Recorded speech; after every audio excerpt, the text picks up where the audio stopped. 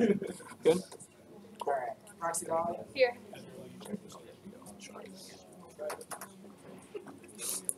Lopez. Here. Elmore. Here. Plum. Alvinekis. Schumann. Here. Rogers. Here. Bottom. Here. Leo. Here. Barthel. Barthel. And Roxy Stark. Yep.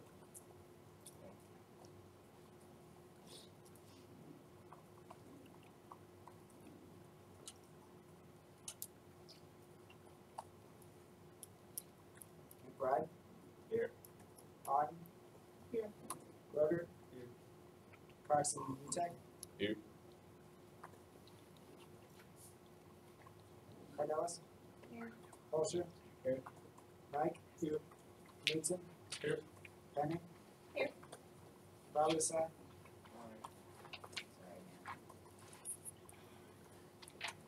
Senator Provocai.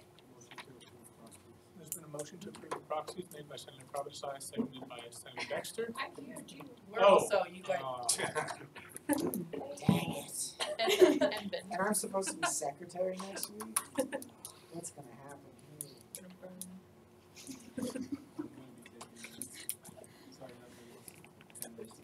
You're gonna take it.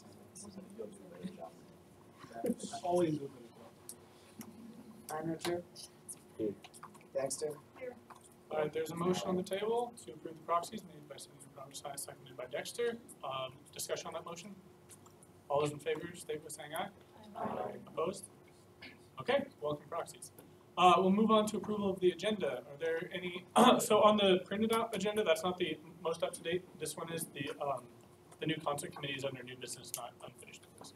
But beyond that, do you guys have any changes or corrections for the agenda?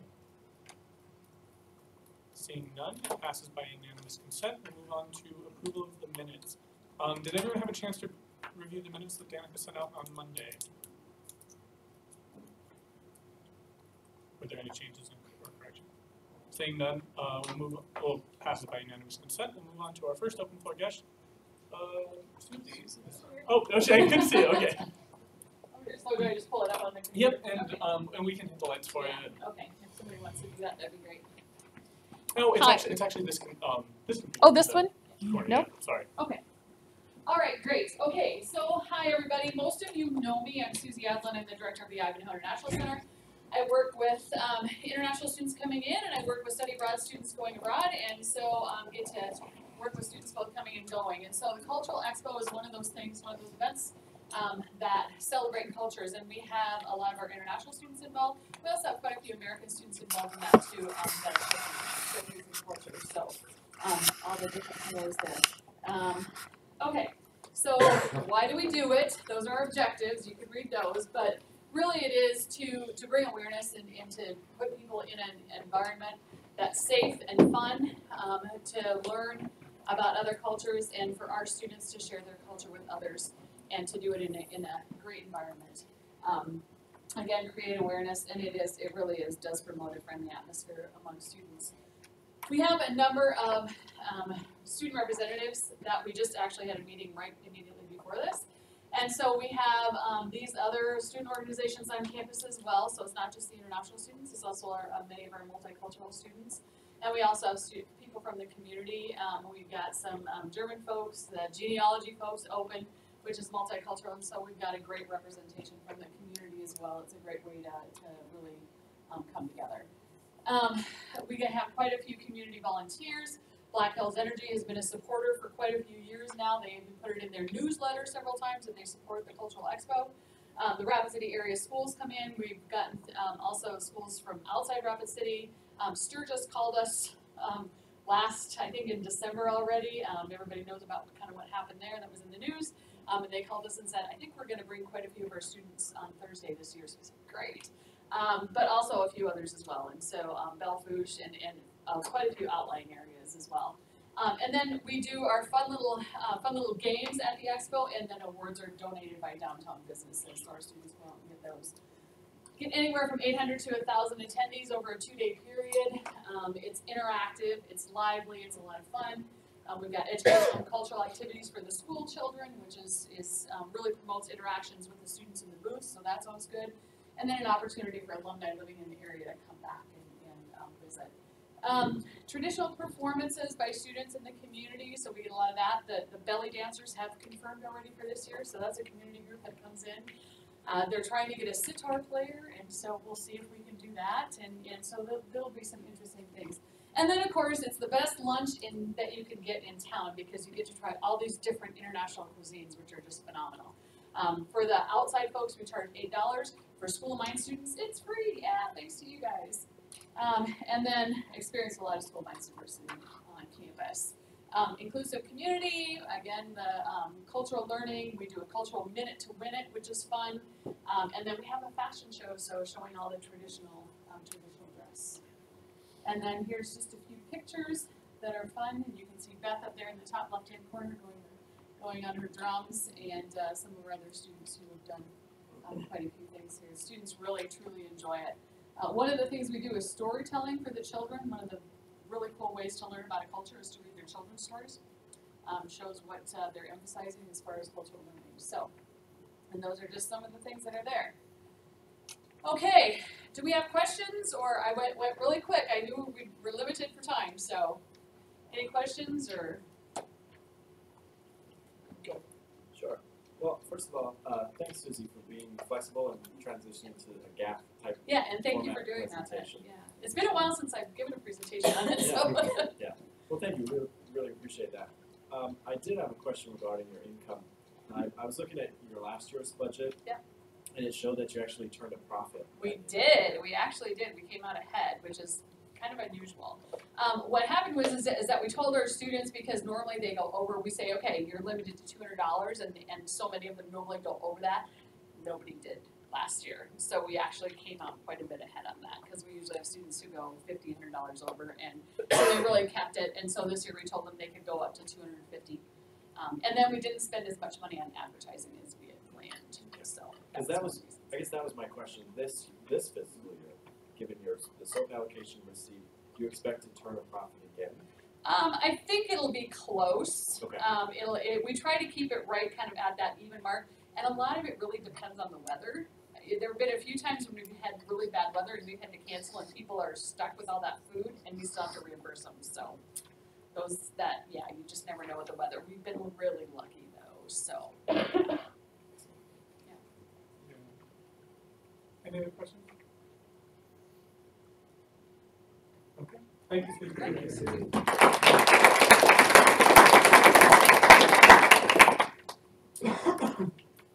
Next, we have SALC Director, Corey.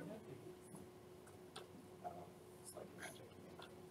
Alright, I apologize, I'm a little under the weather this evening, but I promise to give a lot of energy in my presentation. So, first, I know several people have got quite a few proxies in the room, so for those that I don't know, my name is Corey Headley. I'm the Director of Student Activities and Leadership here at the School of Mines. And this past fall, I started my 5th year here at the School of Mines. Time flies when you're having fun, right? So, as part of this, first and foremost, thank you for your continued support of the Student Activities and Leadership Center. Without you, we would not be here.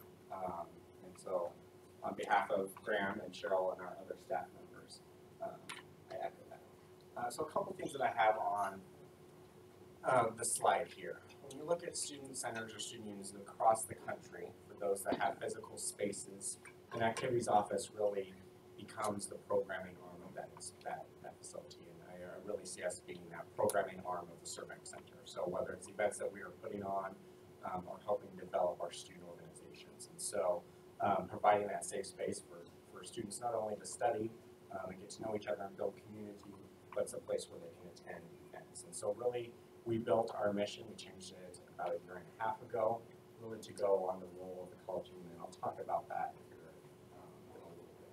But our role is really to enhance student development through educational, engaging, and entertaining programming that promotes leadership development and a commitment to service and a desire to learn. So we want you learning from the events. Whether it's a comedian or a speaker, there's an opportunity to learn from building that community. So a little bit about what we do. we advise or co-advise several clubs. So the debate club falls under my office. Greek Council Graham advises. Rocker Days, which you'll hear from them shortly.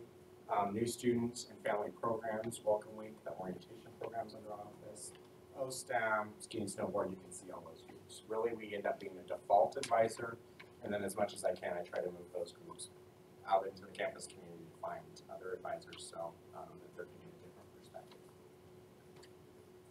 A little bit with additional responsibilities of programming. So every year around Constitution Day, you'll see some programming, whether it's a speaker or other activities that we put on, Creator Trees, the Drama Club, we'll talk a little bit more about that, Children's Holiday Party, wellness, all those different workshops, and then several of the staff serve on different committees across campus. So both Graham and I serve on the Early Alerts team, Cheryl was on the Presidential Search, I'm on the Scholarship Committee right now, so we're serving the campus community in a variety of ways. So some of our initiatives and goals for this next year, for fiscal year 19. Definitely continuing leadership development programming and beefing up the leadership and teaming aspect of Lions Advantage. That falls under our office along with community service. So that will be another growth as we're looking at improving the first year student day of service, as well as just other opportunities to serve. Increased collaborative programming. When we get to the budget, I'll talk a little bit about that and what we're going to do. So this past year, we did some programming with the Office of Multicultural Affairs. We did some programming with athletics happening. We've done some stuff with student organizations. I want to increase that moving forward. And the biggest thing is being a partner enhancing campus life on campus. So looking at salaries, I want to talk a little bit about this slide because this looks very different than it has in the past. Okay. So previously, when the request has come in, we asked for Cheryl's full salary as part of the request, and then the portion of the orientation budget that covers was shown as income. So there's no income showing, right? Technically, this budget only serves 66.67% of Cheryl's salary, okay?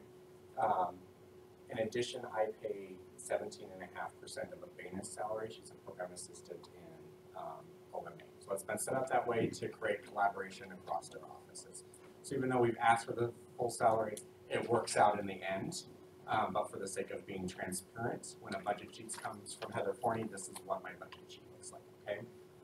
A couple other changes on this. We've added in the healthcare costs, but I've also reduced the amount of money in the student coordinator positions. We've looked at the amount of hours that they're needing to put in, and so we shuffled that money out of there into the operation and programming budget. Okay. A little bit about the professional development pieces. So similar as what we talked about, ACUI a little bit last year, that cost covers a variety of things. And so it covers an institutional membership, which covers several of us, including the director of the Surbeck Center. There is some travel cost to the conference, but what it's doing more is really moving forward with assessment in our division and our program. They have rolled out some benchmarking data that we're going to be able to use. They provide leadership seminars that we can provide for our students. And then it's also as a resource as we're looking at the expansion of the Surbeck Center, really a great resource for us. I really spent several months this last fall on a working group with colleagues across the country rewriting the role statement. So that will be released here in a few weeks. So it's really a good benefit to us. One added piece in there that we'll talk, and I'm happy to take questions on, we know Happenin came in asking to go to NACA. Okay, so I have put a line item in for next year. And so the reason that I did that is if we're gonna change the way we do programming on campus, as a resource, that organization is important. And so this covers the membership for the school, which is about $700. So then that reduces their cost later on because they don't have to pay non-member prices. And then there's money in for Graham potentially to go to that conference. And then just additional, we go to Day of Excellence and a variety of other things where we can sponsor students, similar to what we're doing with the PEI conference. We're sponsoring 60 of them to go on Saturday. Operation budget's not changed much, except it's listed out a little bit. We've not changed the phone, the printing. We got rid of our fax machine, so that reduced a little bit of the cost because we weren't using it.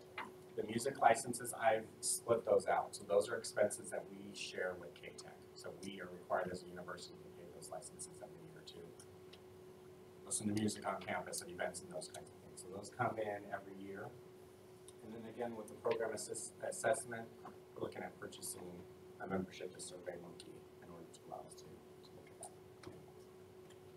So I know this is really small, so I'll just briefly go. Again, not a lot with the programming piece has changed.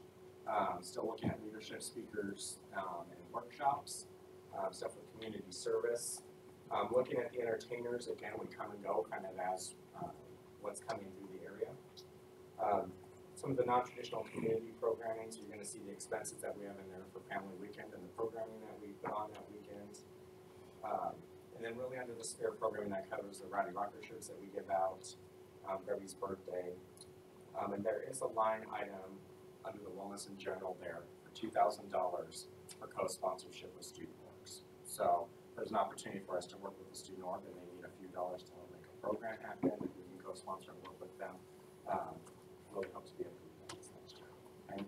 So again, our total GAF request for this year is $207,494.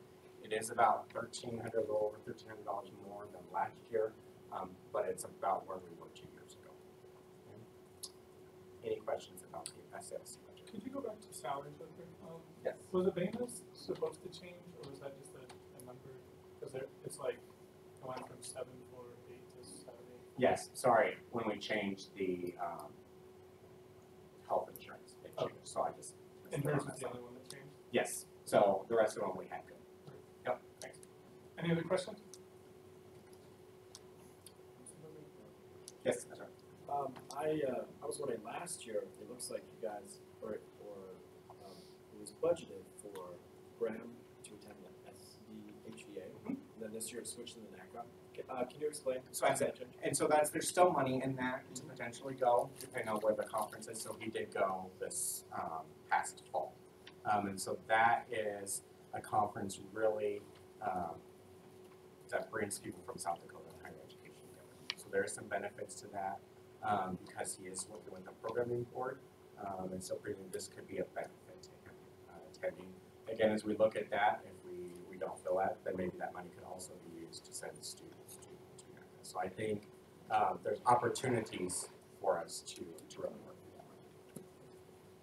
And then the other question I had was regarding the music licenses.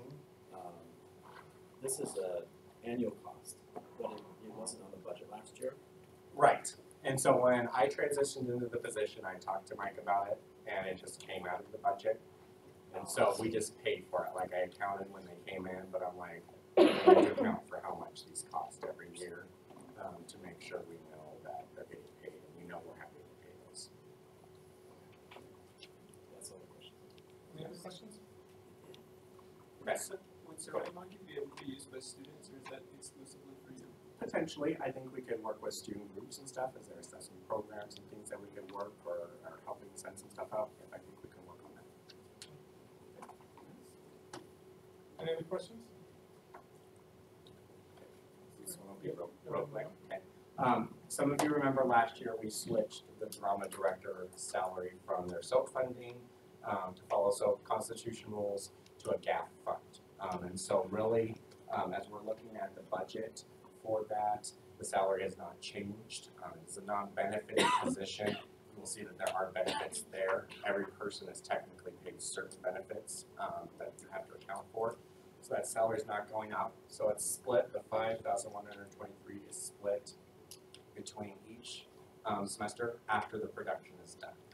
And so by show of hands, who's been to a drama production? Okay. So quite a few people know. Without a director, the caliber of the programs and the things that they're doing, they wouldn't be able to do. I stay in pretty close contact with the members of the drama club to make sure things are still going well. And the reason I'm requesting that is because technically the drama director falls under me with regards to supervision. They do have a separate advisor. I don't advise them in any way. But this will allow them to keep doing programs, and they really do meet several of the characteristics of Minds Advantage. So really, no matter what they're doing, either they're performing, they're building a set, they're communicating with each other, they're getting some really good leadership skills. So just asking that you consider continuing to fund that position in the future. Okay. Questions about the drama director? Okay. So with that, then what we have left is the Rocker Days budget. So I'm going to invite Emily and Juliana DeLone, two of the Rocker Days tri-chairs, to present the budget.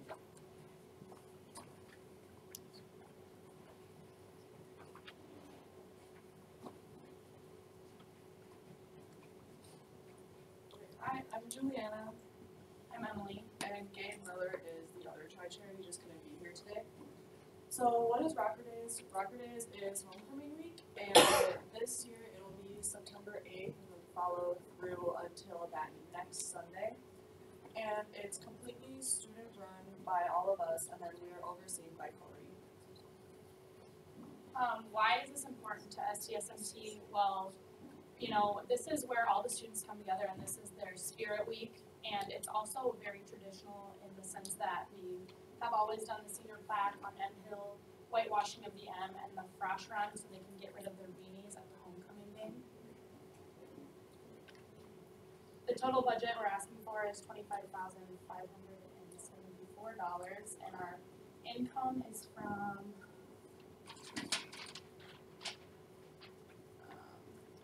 the foundation account that we have left over from last year, our pay the town sponsorships and our president's office sponsorships. They pay for the picnic every year. And then, so our total request is $18,237. So our largest expenses that we have is going to be one for intro to candidates. Usually it doesn't pull in a lot of students. It's not really a popular thing. So we're thinking if we get like a hypnotist or a comedian or someone to be like the MC for it, we think it'll pull a lot more people in. Another thing is Armadillos, which is the $2,800. We have the Elks movie on Wednesday, and that'll be $1,500. And then the senior plaque is $4,500, the one that goes up on M Hill. And then just the food for the M-Day picnic is going to be $7,500, not $75,000. Expensive budget. So those are like the main big expenses, and then there's always like the little things for coronation and all the other days. That's all we have for you guys. Do you have questions? Did you guys regularly like do a hypnotist another day of the week, and now you're just gonna move that into the intro to candidates, or is that a totally new? I think 3 years ago there was a comedian that introduced the candidates, so it's been done in the past. But no, it wasn't like a specific. Sometimes it's just whoever decides. Has there like been like an entertainer like that a different day of Rocker Week that's like just an entertainer rather than MC? No, so this is just. And so it's been 2 years It's ago, been 2 years that they did it. So last year they got rid of the dance and did a comedian, I think, during that week. So just trying to shuffle up. But when we did the entertainment before, it filled the ballroom for intro to candidates because there was a show right afterwards. Other questions?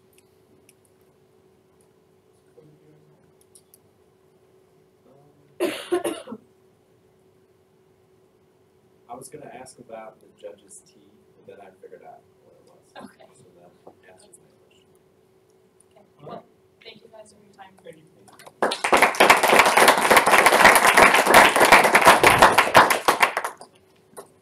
Great, we have concert committee with us. Whoa. I'm wearing one, yeah.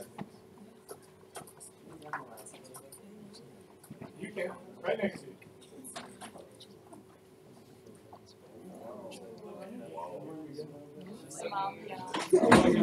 He's trying to set the mood.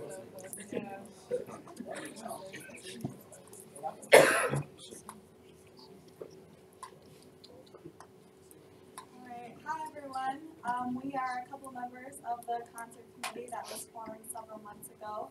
And we're just coming in to talk today about like the proposed concert and a survey that we sent out several months ago asking students if they would be interested in the concert, going over a venue idea that we have for the concert in the fall of 2018, and then of course the budget, which of course that's what you guys want to know about. So, and feel free to stop us at any time and ask questions. So kind of why do we want to have a concert at the School of Mines? We have a lot of really great traditions at this school. They were just talking about it for Rocker Days, you know. We have sliding down the M, we have paint the town, we have the burning of the M. But how great would it be to have a concert hosted by the School of Mines for all the students to go to and the Rapid City community? So as Ari had mentioned, last October, a survey was sent out to all School of Mines students, asking them about ticket prices they'd be willing to pay, types of artists and genres that they'd be willing to go to if we hosted a concert. So as you can see here, rock was the most popular genre, followed by pop. Both of those we have stuck with when looking at artists for hosting this concert. And then we have on here for ticket prices. 60% that answered on the survey said that they would be willing to pay $20 to $40 for a ticket to this concert. And that is the price range we've really stuck with when planning this concert. So to have a concert, definitely got a place to do it, and also we have to talk a little bit about how we decide or get to our entertainer and everything. So for venue, originally we thought, how cool would it be to have the concert right here, O'Hare Stadium. But after looking a little more into it and everything, there's a lot of stuff back there that we've never had a concert before. It's hard to do. Our second idea was maybe say the fairgrounds. However, after looking at seating and everything, and they already had an engagement for when we have the concert, that also didn't work out. So we looked at having the concert at the Civic Center. So the Civic Center can host between 8,000 and 10,000 people. They have all the personnel and everything in the background because they've held concerts before and everything. So that's kind of what led us to the Civic Center. Also, kind of our third party that's helping us get in contact with the entertainer is DG Entertainment. They've been around for 20 plus years and they specialize in working with campuses to try and bring concerts and things to campus. And they've had a few thousand, or put on a few thousand shows and worked with multiple campuses to try and bring entertainment to campus or universities. So in order to say a concert, we're definitely going to have to get out and do a lot of marketing. So one of our main things that we want to do is reach out to nearby universities. So talk to University of Wyoming, BH, SDSU, go down to Chadron, Nebraska, DSU, definitely Mines here, USD, and the Rapid City community. So we really want to work with those schools and let them know that we got our concert going on, and just kind of try and work in with their universities to let them know they're having it. Next, we definitely want to hit all kind of the Black Hills regional radio stations. Get the word out there early that we're going to be having tickets and ticket prices, where to purchase, and really let them take to the air and advertise that. Here at Rapid City, we have a lot of, say, electronic billboards and empty billboards. Lamar, I think it starts at, say, $300 per month. You can have billboards, and those will reach 23,000 plus people. So it's fairly cheap, and it's an easy way to advertise in that way. Also talking to regional businesses, and also working with their own university relations, and kind of working towards just getting the word out about the concert. Okay, so what you've all been waiting for. Here's the budget for the concert that we have right now. The main artist cost is going to be $75,000, and their backline, which is their equipment, guitar, sound, and everything, since they're not going to be on tour, we have to purchase that through a third-party company, which has worked with the middle agent. That's going to be about $15,000. The opener that we're looking at is going to be $10,000, and their corresponding backline is going to be about $2,700. Moving on, we've got the flights to bring them here. We have it budgeted out for 13 flights. That includes opener, the main artist, and also the people that are going to be working with the backline company that come in and do load in, load out. Next we have lodging. We only have 12 rooms because some of the backline people were able to stay in the same room. And so that's why there's 13 flights, 12 rooms. And that comes out to $1,800. Catering costs. This is something that's variable with different artists. They have different catering needs and hospitality riders that they have. And so that is actually a pretty cheap number. $1,500 for that. That includes the main artist, the opener, and then any volunteers that are going to be working that day. Moving on to middle agent expenses. What's really nice about having the middle agent is that he doesn't actually get paid until we secure an artist. So only if we have the concert is he going to get 10% of the artist cost. So that's $7,500 for the main artist, and then $1,000 for the opener, corresponding 10%. So moving on to the Civic Center, we have the venue expense, that's the facility rental, and there's an asterisk by that because it's $2,900 or 5% of your ticket sales, whichever is higher. So that's going to be a cost that we're going to have to accommodate after the fact, and because it's going to be 5% of the ticket sales is going to be more than $2,900. The show expenses, that is manning. There's going to be a lot of security, police, ambulance, and like ticket booth manpower that's going to be needed. They're slated at $6,700, and then production, that's load in and load out. They're at $6,000 as well. Some additional expenses, Dylan was talking about marketing. We're going to have funds for that because that's going to be a really pivotal part of planning this concert is marketing to nearby universities and South Dakota in general. We really need to get a lot of people there. Unexpected expenses, that's at $9,000. We had it at $10,000, just because the varying artist costs could be potentially plus or minus $10,000. But we did find out this morning that it's 10% of the opener as well, so we moved the $10,000 up to there to keep it at a total of $160,000. So it's a lot of numbers and a lot of information, and it seems like a lot of money. I was talking to the USD president at SHED, and they put in $140,000+ per year from their gap to funding a concert. And I was thinking about that, and if we did a one-time allocation from the reserve fund into a self-sustaining organization of $160,000 for an event that could potentially bolster the SD minds and community experience, I think it'd be well worth it. You have a question? Yes. Can you talk to me more about your marketing budget? And in no way, like I've worked with this before, and I think your cost is too low. Marketing, it's very low and it's not going to be sufficient. Okay. Could you tell me a little more about that? Okay, so marketing is not cheap, and now you might have like budgeted like radio and everything. So now when you're targeting radios for like different radio stations, now the way radios charge is you pay by the second for a number of slots in a day. Then your billboards are going to be very like expensive because you don't want to put a billboard for a week, like you want them for a while because you want to spread the word out, and because like the whole reason is why marketing needs to be successful is you're spending so much that you can spend a little more just to get more people in. And marketing is like, plus for marketing, you'll have to pay not just for the billboards, but the people that put up the billboards. That's one thing. Flyering is going to be another cost for you. Flyering, like, apart from printing the flyers, going and giving out flyers, like getting flyers out to places in SDSU, like that is money as well.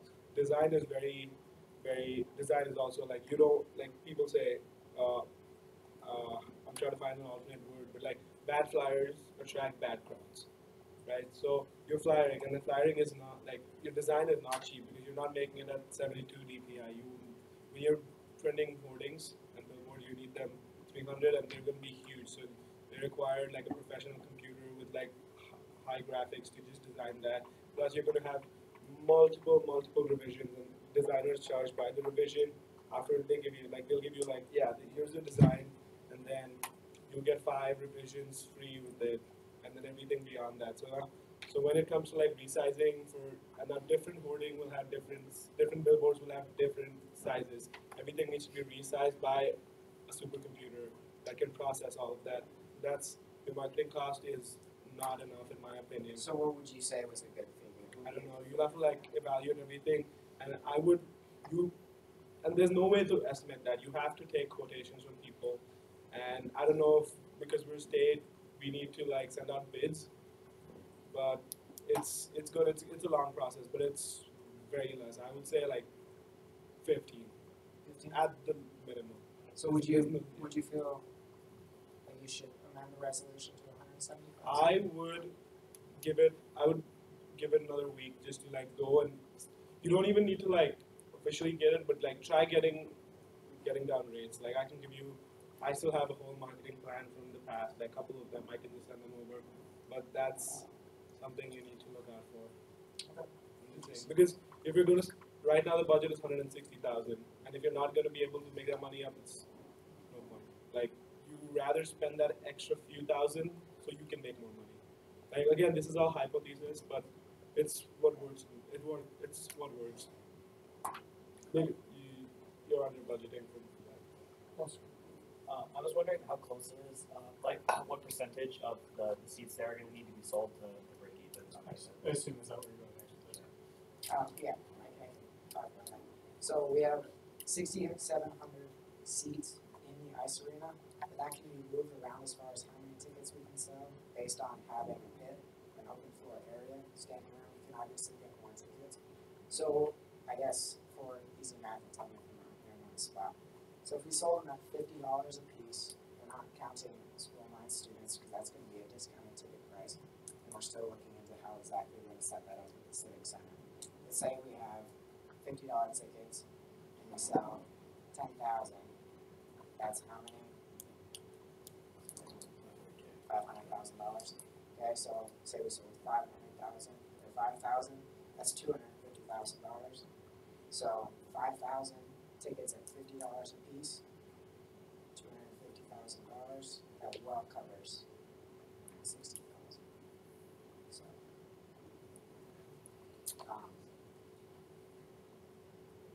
Years. Keep going. Okay.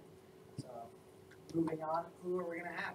That's the next question. So the artists we have been talking with as ex-ambassadors, the way we got to them is via the survey we sent out. The top artist was Imagine Dragons, and the people who founded or discovered ex-ambassadors was Imagine Dragons. So we thought, if we can't have Imagine Dragons because they're too expensive, we might as well have the people that they found. So that's how we got to ex-ambassadors. Very similar genre. And then for our opener, we have Lost Kings, The Welshly Arms, and Ocean Park Standoff, which are very similar to ex-ambassadors and Imagine Dragons, just a lot smaller scale.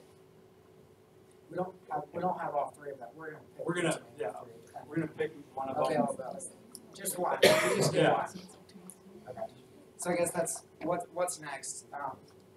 Moving forward, when funds are allocated, we're going to be sending our budget to the middle agent, and he is going to send an offer to the artist and decide on the date, because we have a soft hold on the Civic Center right now of September 8th, which kind of fits in well because that's the kickoff to homecoming. So it'd be an awesome event right at the beginning of homecoming. Also, we're going to have to unveil to students. That's something we didn't mention yet. We want to keep this on the down low because it's not for sure. We haven't sent the bid to the artist that we're going to have ex-ambassadors, so we don't want to spread it out. Oh yeah, we've got the video out. We should have probably shut that down. Last I checked, there was one person doing it. And it was good. All right, so we're good with that. Kate's not here today, but Public Relations Committee is planning on doing an unveiling of the artist once we've secured them. And also, as Hill was talking about, we need to market. We need to market hard so that we can get enough people to pay for it and create another event in the future, make it easier for future generations so that we can eventually move the concert to campus. I do want to talk a little bit about the Civic Center. A lot of people are concerned about whether it's just going to be another Civic Center event or if it's going to be a School of Mines event. And what our vision is that everything at the Civic Center, when you walk in, you have that open area that's going to be filled with booths like the camp team. You have the Baja vehicle sitting right up front. You have the Office of Admissions, financial aid. They can just be sitting there. We got booths rented out. We have the whole facility rented out, so they can be set up there. Organizations can rent or can volunteer at the concession stands, and that could be a fundraiser for them. Another idea that's been thrown around, and we haven't discussed it a whole lot, is using $1 off each ticket and putting it into the general scholarship fund. Say we have 7,000 people show up, that's 7,000 extra dollars in our scholarship fund, which falls in line with the university's strategic plan and goals of bolstering more scholarships. So this event, it can do a lot of things for SC Mines, for the community, and just our brand in general. So think about that when you're looking at what is $160,000 for a potential tradition that we're going to be setting, something that's a legacy. This Senate created a legacy, an awesome event. So please consider that when you guys are looking. Any questions? Corey? So just one quick thing, and this might help some of your questions that you have. So talking about the budget a little bit. So with the middle agent, the 75,000 is probably going to be the high end for the artist. Okay, so when an offer goes in, the offer will be much lower than 75,000, probably around 65,000 or so, as a first offer. Along with that offer, it will probably be inclusive of air travel. Okay, so if we can get the band to include air travel for $65,000, the amount that's there for airfare is freed up because we're not paying for airlines. The room cost, just so that you're understanding, since we're such a tourist destination during the summer, we can't get state rates, but we're able to negotiate a little bit smaller price. Again, some of this money, but I do appreciate that Sahil is thinking through some of the marketing. So some of that stuff will free up. And that's the idea of going into this with the middle agent is where can we save as much cost on this budget, so whatever remaining in the budget then can go to a show for the following year and support whatever they make off of that. So that's a little bit different than USD and University of Wyoming, where they are funding concerts. They're funding concerts to lose money. So they're relying on ticket sales. With this initial investment, we want ticket sales. We want the show to sell out to keep it self-sustaining. But we're going a little bit different direction so that we're not relying on the ticket sales to pay for the artist.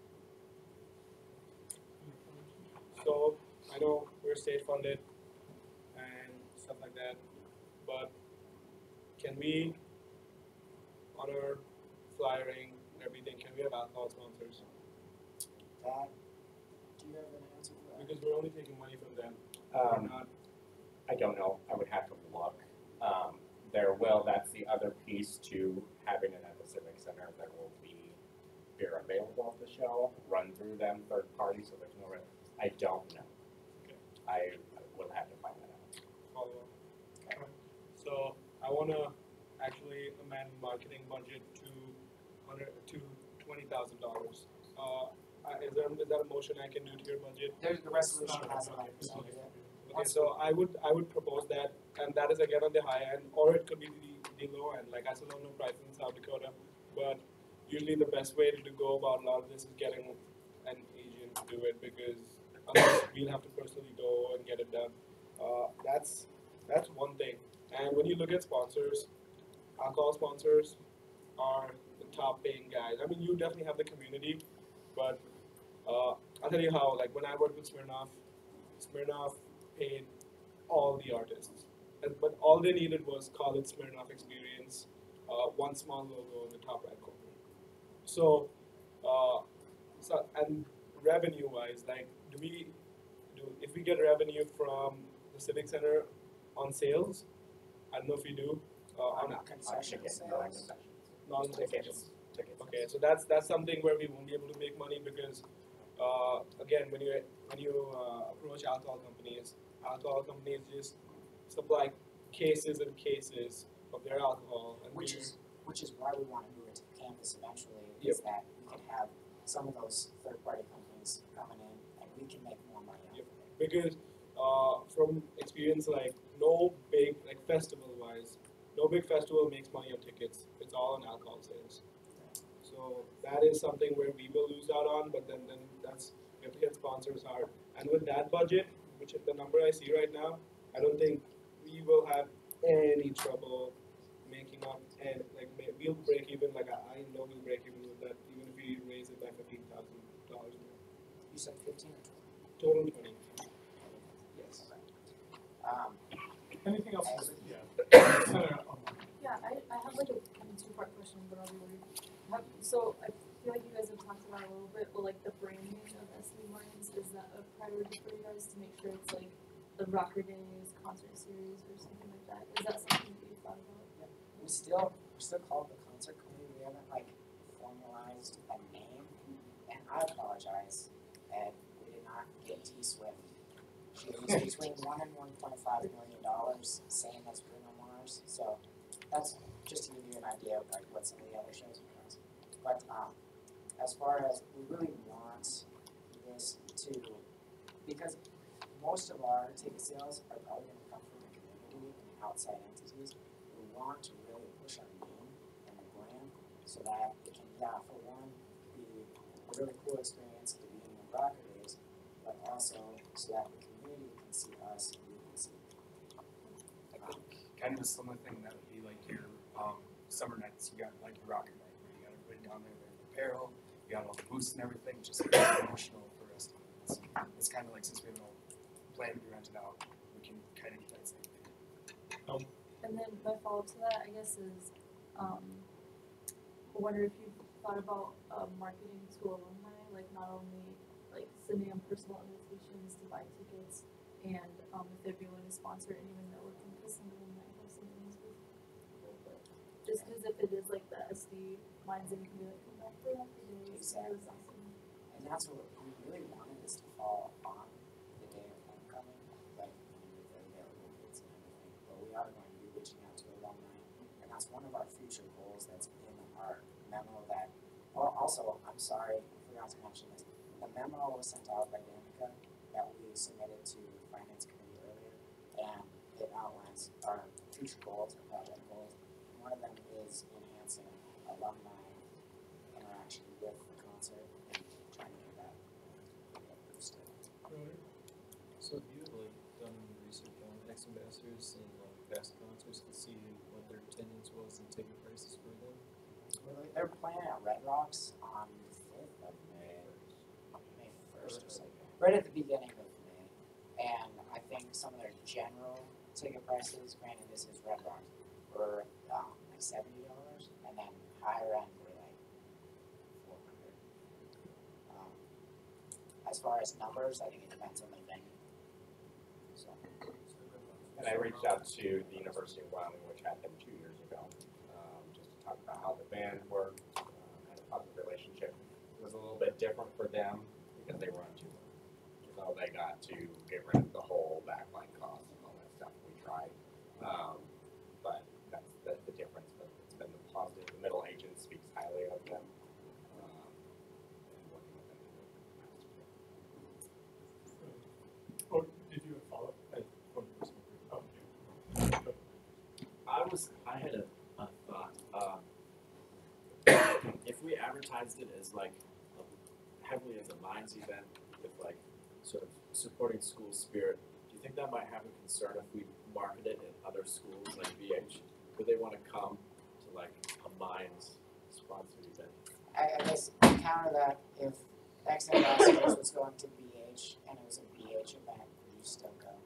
Because I definitely would.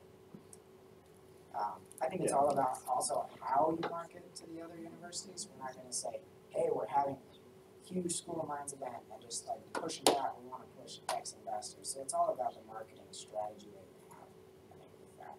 I think another thing in addition that you think about, say, other schools, SDSU or USD, they have their homecoming, D-Days, Hobo Days. Think how many like Mind students or BH students, like there's definitely quite a few of them that go just for that event, even though that's definitely branded by their own school. Yeah, I was thinking it's like, mine doesn't have like a marketing degree here. Like maybe we could kind of like tap into like BH or like one of the other schools and like have like a senior like kind of work this and like market it as maybe like a senior project or something as an idea, so you don't have to pay somebody $50 for it. Which has one.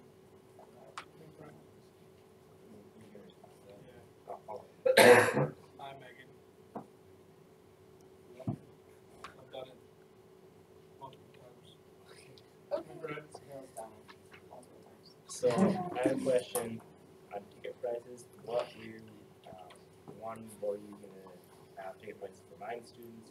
What were your public ticket prices gonna be? And were you considering a discount for students of other universities? So that's a good question. Right now, we're planning on having discounted tickets for School of Minds students only, and then selling wholesale to the public at other universities. Simply because the way that ticketing is set up at the Civic Center, it's really difficult.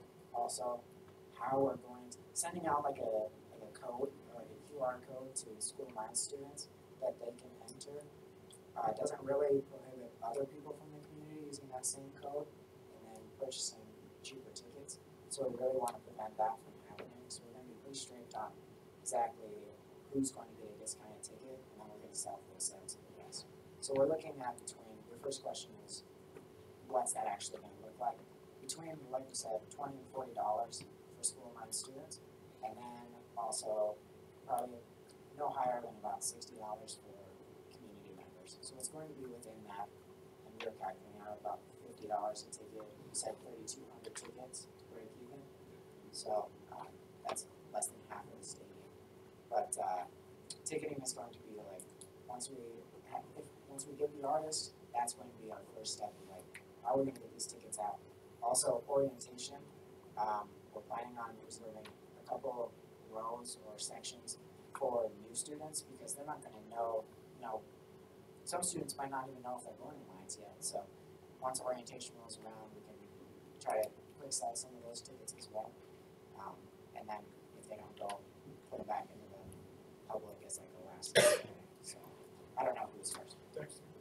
Just kind of off of that, are you considering having the pit? Because usually they have cheaper prices for the pit and then more expensive tickets for city.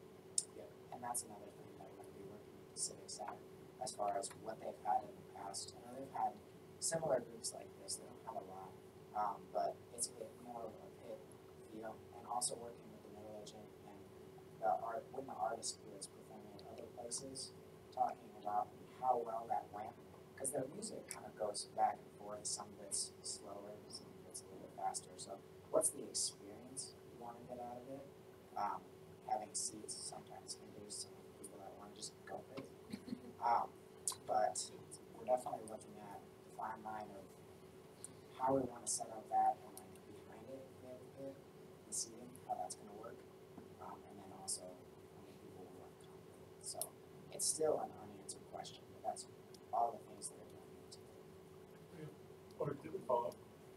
Yeah, I can help. When will you know that? Because you can't just like start selling tickets at like $50 and then be like, oh, we're gonna have a pit, so now the tickets are gonna change. You know what I mean? So will you have that all determined before you start selling tickets? So that's the thing, it's kind of a push and pull. We have to have money to be able to send an offer. Once we get the offer, the Civic Center will work with us on planning that. So it's kind of the steps of how the process goes.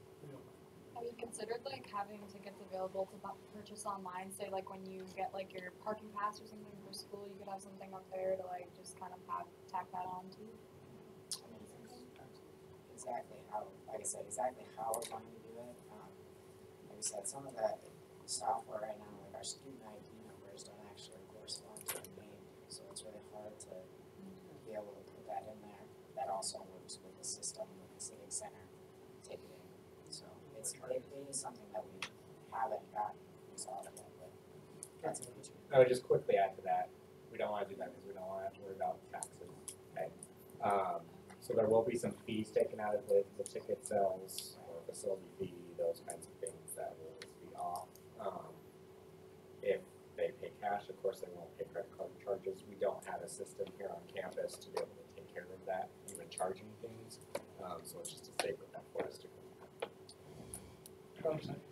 So I think this whole ticketing thing can be discussed later, only because we also need to fill up the place. If we have a concert and it's half filled, or full half, or half empty, whatever we want it, people are not going to come back next year, and our guys will not even go there the following year. So once your sponsorships are done, I'm sure you can also have like the $50 estimate can go down to 30 and like go down to 20 for mine. Like that's something you should worry about later after you're done with sponsors. But then that's something just keep that in mind. Like try and lessen. Like I know we're trying to go for profit, but like let's try to break even and give people a good experience at this point. Because the first year, never worry about profit. If it's not good enough, it's too expensive. People don't want to come and pay $50. What's the point? It's going to fail next year. Yeah, I would kind of along with what you're saying, not to play devil's advocate or anything, I mean a little bit to play devil's advocate. What I was curious about is what would happen if this event didn't quite go as planned, and let's say it cost $160,000 to put on, we only made like $120,000, so like we took a loss on it. We would have $120,000 that we could use for the event next year, but what would that mean? Would you think about doing another event just smaller, or would you come to Senate again and be like, we need a supplement, we're going to try to go even bigger? Right now, that's not depending on whatever funds that we make the following year, that's gonna be the caliber of artist, comedian, or whatever the next concert committee or event planning committee makes. So our profit is going to be what we're gonna do next year. Where's Robbie gonna be in all of this? Oh, it's gonna be front and center. They have one of those like little circular podiums. I think we should just stick them right in the middle there, have them dance in the whole. There you go. Alright, any other questions? Culture? I have two questions. One of them was like the replicability of like this thing. So if we make a profit and all that stuff next year, is it going to be like do the same middleman, or are you going to have to start with like from scratch and everything? Because obviously like the artists will probably change and stuff like that. But, like, will it be basically like the same model, like you know the same person, people, and they can do it all again? Or When we first started this, it was great. We were talking to Anthony Wright's dad. He's a middle agent out in Los Angeles. And he was saying this whole industry is based on connections. And I think with getting our foot in the door, as of having a good first year's event, that's going to open the door to potentially using the same middle agent, or maybe we are going for a different caliber of artist that middle agent doesn't want to deal with, or potentially says, hey, this next guy can help you out. I think it's all going to be a network and just trying to figure out this first year and deciding going from there. and then the other question I was going to ask, kind of like with the ticketing, are you thinking about like reserving a certain amount for like mine students, or is it going to be like free reign, however many like those going to like a lower portion, and then like the community is open? Because like my thought process is like, let's say you open it all at the same time or something like that, and it like sells out miraculously to the community, and like no mine students get any of the discounted prices. That's not going to happen. So There's going to be a pre-sale for Pre-sale, and then they'll just open it to the and obviously it's not going to be more than 2,800 students or 2,800 tickets, because that's all we got for students. Then we know some of these cheapest systems don't have. So yeah, there'll be a pre-sale. We'll make sure that students are getting a discounted ticket and that they get first choice, because that's what it is. School nights about.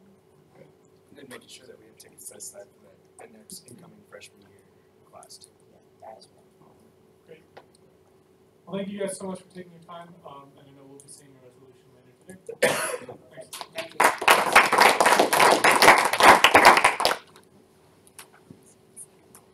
Okay. So we'll move on to unfinished business. Because we have a lot of proxies today, and some of you guys I know are new, I'm just going to kind of remind everybody on the rules for being a proxy. First of all, please, we had a lot of conversation, please pass that along to the senator that you represent. And then when it comes to voting, you can either vote yay, nay, or you can abstain. If your senator did not direct you on how to vote, please abstain. If they said that it's up to your discretion, vote as you please. With that, we'll move on to unfinished business. So we have Resolution 18S010, non-traditional student organization.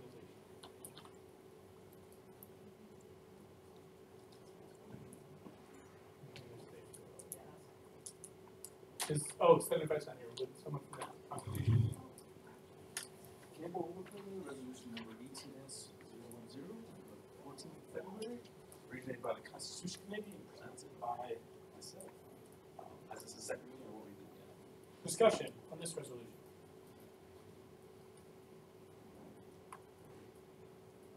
Senator Lopez. Motion to approve. There's been a motion to approve made by Senator Lopez, seconded by Senator Reel. Discussion on that motion. We will move on to roll call vote. Parks Dolly. Aye. Harley Side. Lopez. Aye. Elmore. Aye. Crum. Aye. Elviakis. Aye. Schumer. Aye. Rogers. Aye. Bottom. Aye. Rio. Aye. Fox City Stark. Aye. McBride. Aye. Otten. Aye. Roder. Dr. Vitek. Abstain. Cardelis. Bulcher. Aye. Mike. Aye. Hanson.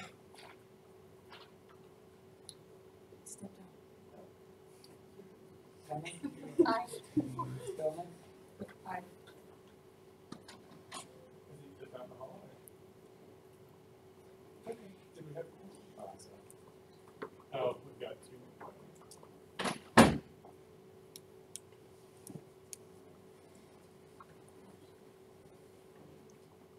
Heimercher? Aye. Dexter? And Coonson's will be abstaining.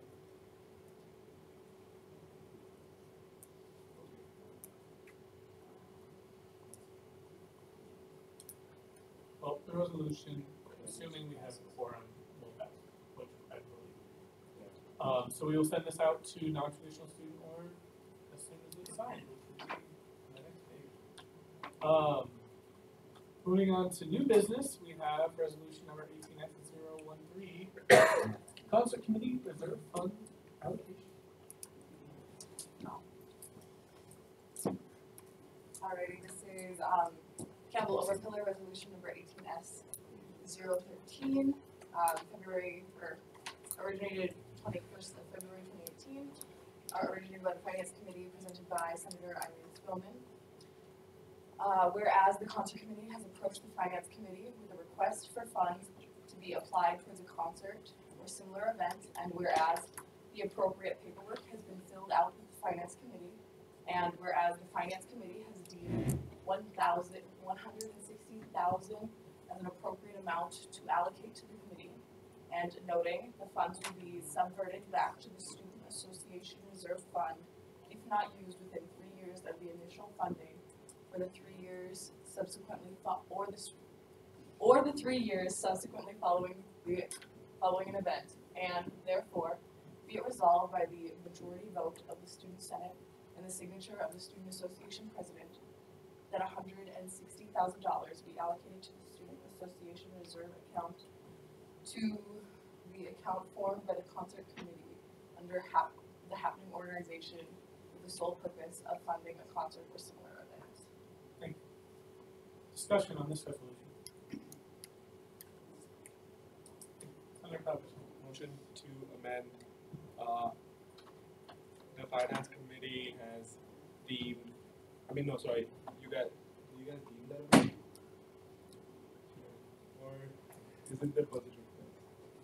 That's the amount. That's the amount that we deem. Okay.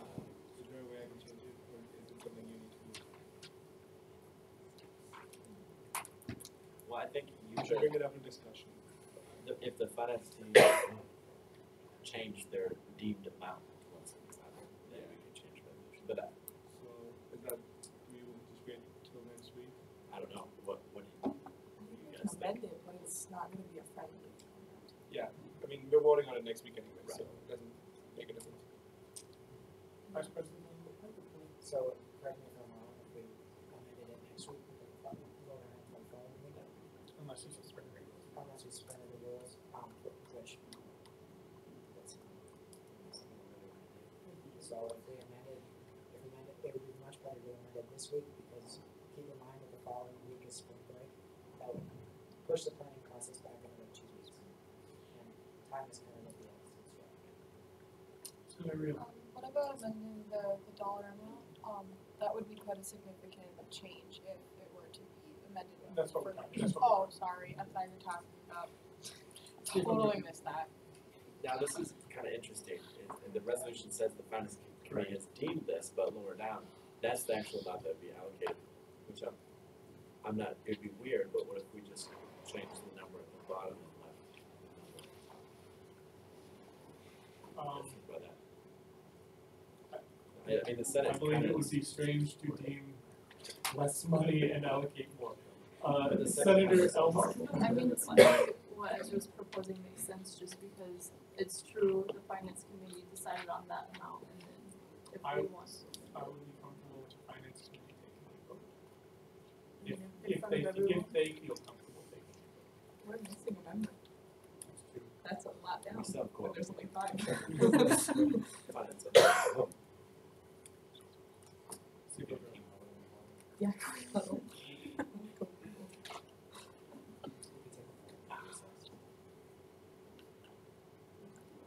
I don't know if we'll have the Senate. We will take 5 minutes then, and the finance committee can meet, have a conversation, and come back and talk.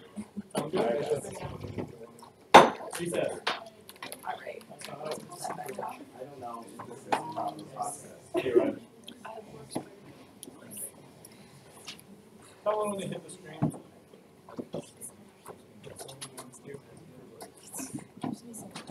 2 minutes. You guys want this stuff outside? Yeah. That's Kate.